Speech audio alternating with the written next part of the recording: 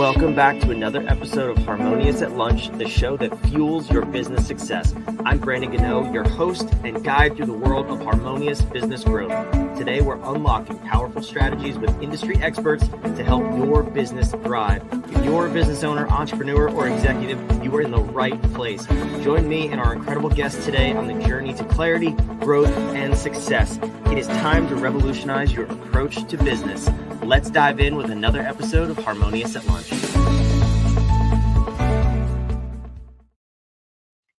Welcome back in. Welcome to the Harmonious Party. And yes, it is week 2 of the weekly recap. Again, if you heard last week's, I'm just trying this out. It's an effort to space out the need to record so many episodes. So 4 guest episodes a week plus a weekly recap. And who knows, we may throw in a different flavor to this episode every now and then. But this is also to recap anything that you missed. Or maybe you just wanted some background information on the episodes and the guests this week. So we are talking about the guests, the 4 guests who we had on the show this week. We have Tom Dillon, Eden Lovejoy, Steve McKinney, and of course, Michael Neal. Not exactly in that order, depending on when they aired. But I wanted to go over, this was a huge week. I absolutely loved every single episode. I loved recording the episodes. And they were phenomenal guests. I mean, out of the park with the quality of the guests this week. I can't say enough about them. So shout out to them. If you have not heard the episodes, any one of them, I would highly recommend that you go back and listen to them. So here's my quick overview of the recap of the week. Let's start off, and I'm going to share my screen again if you're watching, just to show you the thumbnails you're looking for on YouTube. So Michael Neal was Monday's episode. It dropped on Monday. Michael was a phenomenal guest. He created this cool product. His company is called Build My Team. And it came, I love stories like this. It came out of the need for him in his optometry business to hire better. And he created this product. He went through assessments, different tools, different ways to filter people. And he still ended up with a stack of resumes and couldn't filter through them. Long story short, I'll cut to the end. Go back and listen to his version of the story. But he built a tool that basically filters out employees or applicants to only hire the best employees. Now, I have to say, I do have a special place in my heart for Michael and his software here, because that's pretty much exactly what we're doing at HumanOp. We have a different spin because we have a unique proprietary assessment tool and technology. It's so much more than an assessment. It's really a human analysis tool where we can give you the blueprint or the operating manual of yourself or of prospective employees. However, that being said, I love Michael's take on this because they're not concerned with necessarily the optimization like we are after the hiring part of the process. They want to make sure that you have the right team, the right fit, the right hire, the right culture. And that's how he has monetized this service, is going into companies who need help hiring. Maybe they get a ton of applicants and weeding that down. So you're only interviewing and hiring the absolute best candidates for the job. And it weeds out the liars too, and the professional interviewers, which I love so much. This episode was all about hiring A players, what that could do for your team and your organization. If you've ever hired an employee in your life, I promise you this is an episode you're not going to want to miss. I could share my own horror stories about hiring in the past, but Michael is definitely out to fix that. So I appreciate him stopping by, and I'm a big fan of his software, of what he's doing, and recruiting top talent so you can up level your business. Next up, we had, oh man, I clicked off of it. I'm not the most technologically advanced here, but that's okay. Anyway, next up, we had Tom Dillon. Tom was super fun to talk to. He's a fractional CFO. He's actually got a business that goes top to bottom in the finance space, accounting, bookkeeping, CFO, CPA. So he's one of those people that can really help you get a better handle and understand your finances, which quite honestly, I've had a couple of people on the show. They're few and far between to find really, really good ones. I have to say, all of our guests who have been in the CFO space, another one that comes to mind way back, if you were a subscriber of the show, is Jay Dotson of Prosper CFO. Jay was also an incredible guest, and really disrupting the CFO space. Tom, similar but different. Tom really focuses on his company, Frac Finance, focuses on helping the small business owner really look into the future and understand strategic growth, creating exit plans, and driving the business towards where you want it to go so it's sustainable. You can meet your financial goals, the business meets its financial goals, and it's sellable. So many businesses, I've heard the stat, over 85% of small businesses do not sell. This is of the ones that make it past the 5-year point and survive. This is the ones that survive, are at a sellable point. The business ends up just closing down instead of selling. So somebody like Tom is going to be a great resource. And just listening to what he has to say about setting your business up for scalability and really to thrive is so, so important. And what I liked about him is when you talk to a lot of people in the finance space, especially CPAs, bookkeepers, they're usually worried about cutting costs. And that's their strategy in the beginning of at least working with them. And I've worked with people like this in the past too, is that's all they can see is what has been spent, what has been done, been invested, and cut as many of the costs as possible. Tom takes a different approach, and he says, that's important. There's nothing wrong with cutting costs. And of course, it's a valuable strategy. We don't want to just waste what we make.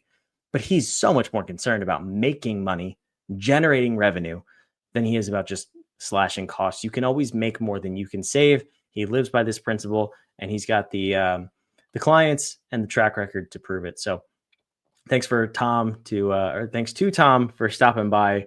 Really fun episode. He was a cool guy.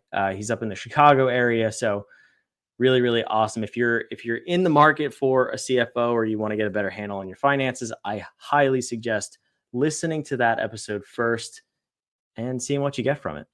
Next, the third episode of the week released on Wednesday was Eden Lovejoy.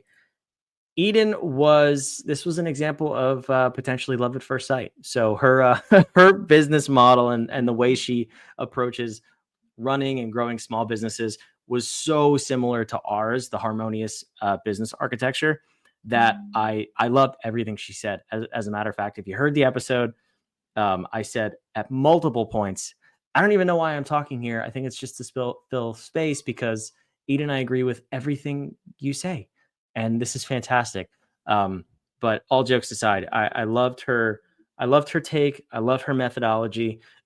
She's all about freeing the founder, freeing you as the entrepreneur from really running the business and having the business drive itself forward. She gave strategies. She gave tactics. She really helped you understand. I think I even said this in the episode. If not, I said it to her after. If you listen to that episode and you actually implement what she shared, I think it was like 18-minute episode. If you implement what she shared, you will absolutely see results in your business within the next 30 or 60 days. It was that powerful of an episode.